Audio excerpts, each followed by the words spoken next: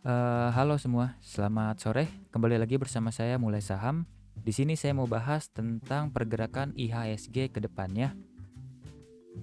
Sebelum lanjut saya mau disclaimer on dulu ya. Video ini bukan ajakan jual atau beli, ini hanya sharing-sharing aja dari saya. Keputusan investasi atau trading tetap ada di tangan Bapak Ibu masing-masing. Oke, tanpa basa-basi langsung kita mulai dari chart IHSG-nya. Di sini menurut saya IHSG ada potensi bearish ke depannya apalagi di bulan September ini. Kenapa begitu? Saya melihat ada bearish divergence mengikuti indikator MACD-nya. Kenapa saya menggunakan MACD indikator? Karena menurut saya indikator MACD ini cocok untuk trading jangka menengah dan jangka panjang karena lebih terkonfirmasi dan lebih valid hasilnya dibanding indikator lain seperti RSI, karena RSI itu lebih volatil dan lebih cocok lagi untuk jangka pendek Bapak Ibu. Jadi untuk jangka menengah dan jangka panjang, apalagi yang untuk trading dan investasi santai, saya lebih cocok menggunakan MACD. Di sini dari MACD-nya saja sudah terlihat ada bearish divergence. Apa yang disebut divergence? Divergence itu terjadi perbedaan antara pergerakan harga dengan indikatornya. Sebagai contoh di cheat sheet-nya ini ada contohnya. Nah, terjadi perbedaan antara harganya dan indikatornya, di mana harganya naik, indikatornya turun, harganya turun, indikatornya naik, harganya setara atau seimbang, indikatornya turun atau naik. Di sini ada potensi bahwa terjadi hidden bearish, karena hidden bearish itu terjadi saat price-nya atau harga IHSG-nya itu membentuk lower high tapi indikatornya itu membentuk higher high.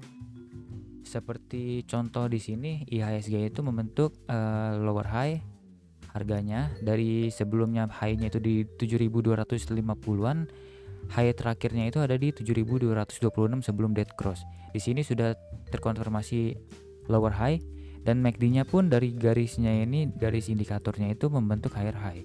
Di sini dan di sini dari harganya indikatornya itu di 46,2-an menjadi di indikatornya 80 sampai 70-an. Sini sudah membentuk higher high dan terjadi dead cross di tanggal 26 Agustus. Jadi terkonfirmasi terjadi dead cross dan hidden divergence bearish.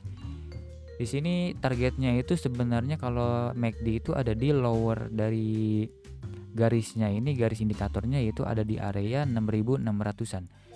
Jadi untuk dari harga sekarang ke targetnya itu ada di sekitar harga 7,7%, cukup dalam bagi IHSG. Kenapa saya yakin dengan indikator seperti ini, bearish divergence dan hidden divergence? Karena saya merasa sebagai contoh ya Bapak Ibu, kita tahu bahwa IHSG itu kan sering diakumulasi asing, jadi ada ketidakyakinan bagi banyak investor bahwa IHSG akan turun karena masih terus diakumulasi asing. Tapi kita lihat sebagai contoh di Oktober 2021, garis indikator MACD-nya ini, garis signalnya itu kan ada di high di area 120-an sampai 130-an, dan saat membentuk higher high dan break high terus sampai di area harga 7.300, sebelumnya di harga 6.600, tapi garis indikatornya malah turun ada di area 80-an sampai 70-an. Di sini sudah terkonfirmasi terjadi hidden divergence, atau bukan hidden divergence, lebih tepatnya ini lebih tepatnya ini adalah regular divergence yang bearish. Saat harganya naik indikatornya turun, seperti ini gambarnya. Nah, di sini. Nah, saat ini saat terjadi dead cross, kemungkinan besar akan terjadi bearish di situ, tapi investor melihat ada pergerakan asing yang mendadak sebanyak 19 triliun beli di harga area 7.200-an di tanggal 26 April 2022. Di sini investor banyak yang optimis bahwa IHSG akan terus digoreng, tapi menurut technical IHSG akan bearish. Ternyata terkonfirmasi 3 hari kerja selanjutnya atau di 1 hari setelah Lebaran ini 9 Mei, IHSG terkoreksi besar-besaran bahkan mencapai target di lowestnya dari garis indikator ini ada di area 6.500-an dan terbukti sudah mencapai 6.500-an.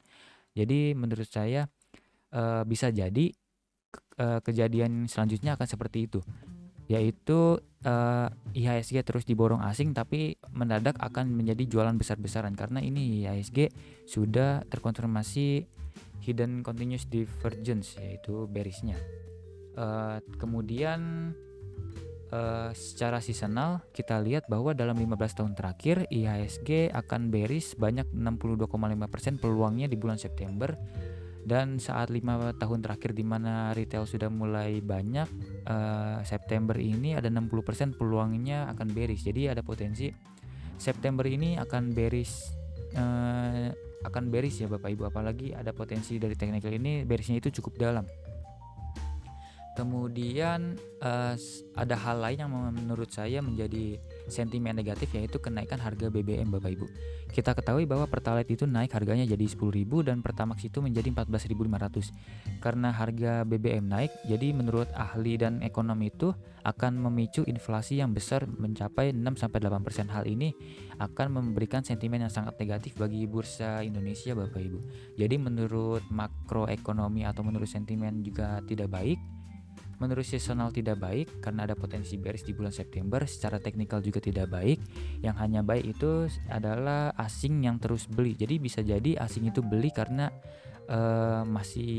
kita tahu bahwa uang asing itu banyak. Jadi kita tidak tahu time frame-nya mau seberapa panjang asingnya itu terus beli.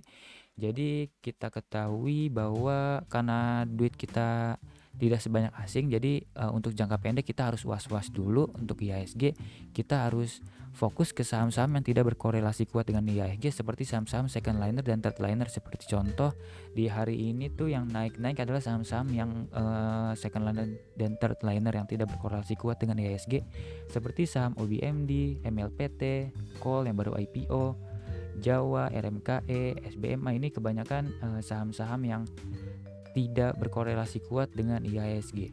Bahkan dari top 50 top gainernya ini saham-saham yang berkorelasi dengan IHSG pun seperti tidak ada Bapak Ibu. Ini saham-saham third liner dan second liner yang didominasi oleh pergerakan sentimen sementara oleh jual belinya para trader atau scalper ini Bapak Ibu.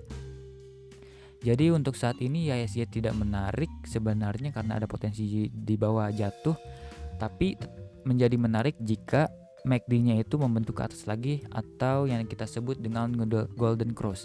Nah, jika golden cross ada potensi dia menguat sampai 7.300, dan jika ini tertembus 7.300-nya ada potensi terus menguat lagi lebih tinggi lagi Bapak Ibu. Tapi hal itu potensinya cukup kecil Bapak Ibu karena banyak berita-berita yang kurang mengenakan dan juga teknikalnya belum mencapai target. Jadi ada potensi untuk bearish dulu Bapak Ibu.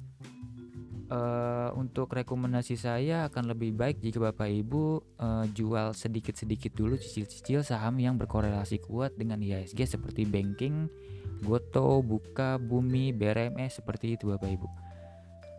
Untuk rekomendasi saya selanjutnya adalah Bapak Ibu boleh consider beli saham-saham third liner atau second liner yang kuat di supportnya dan menarik pergerakannya menurut broker summary-nya ada bandar yang beli-beli Bapak Ibu. Seperti itu. Sekian pembahasan dari saya, semoga bermanfaat dan dapat memberi insight untuk Bapak Ibu. Jangan lupa subscribe dan komen saham apa aja yang ingin saya bahas ke depannya. Mungkin ada saham menarik menurut Bapak Ibu yang terlewat oleh saya. Oke, sampai jumpa di video selanjutnya Bapak Ibu. Selamat sore.